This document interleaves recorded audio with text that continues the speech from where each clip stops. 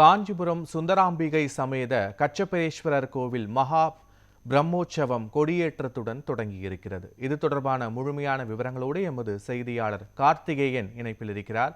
கார்த்திகேயன், வணக்கம். இந்த விழாவின் சிறப்பு அம்சங்கள் என்ன? கோவிலின் சிறப்புகள் என்ன? பத்மநாபன் காஞ்சிபுரத்தில் புகழ்பெற்ற கச்சபேஸ்வரர் ஆலயம். காஞ்சிபுரம் நகரில் பல்வேறு சிவ ஆலயங்கள், விஷ்ணு ஆலயங்கள் உள்ளன. இந்த சிவ ஆலயங்களில் கச்சபேஸ்வரர் கோவில் சுமார் 1600 ஆண்டுகளுக்கு பழமையானது. இந்த கோவிலில் திருமால் வந்து சிவனை வழிபட்டதால் கச்சபேஸ்வரர் என அழைக்கப்படுகிறது. இந்த கச்சபேஸ்வரர் சுவாமி சுயம்புலிங்கமாக எழுந்தருளி ஆமை, தாமரை, நாகம், யுகங்கள் மற்றும் சிம்மம் என 5 ஆசனங்கள் மீது இருப்பது போன்று அரிதான அமைப்பு இந்த கோவிலில் காணப்படுகிறது. திருமால் வந்து இங்கு சிவனை வழிபட்டதால் கச்சபேஸ்வரர் என அழைக்கப்படும் இந்த புகழ்பெற்ற ஆலய சித்திர உத்திர பெருவிழா பிரம்மோற்சவம் இன்று கொடியேற்றத்துடன் துவங்கியது.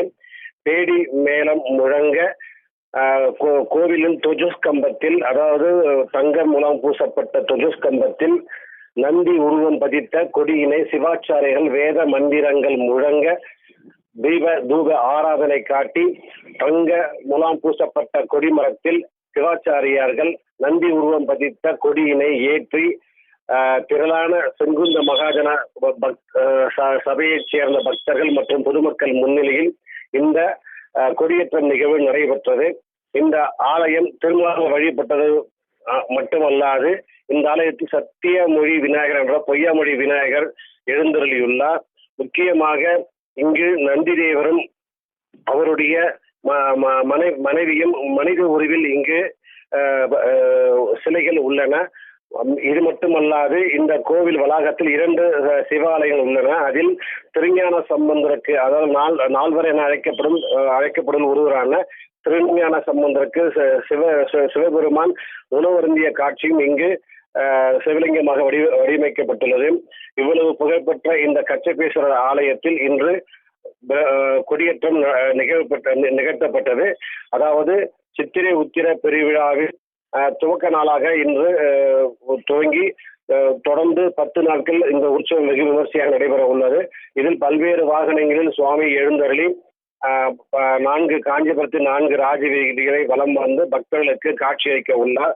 இக்கோவில் மிகவும் பழமையான கோவில் என்பதால் திரளான பக்தர்கள் இந்த கொடியேற்ற நிகழ்வை கண்டு கச்சபேஸ்வரரை பெற்று சென்றனர்.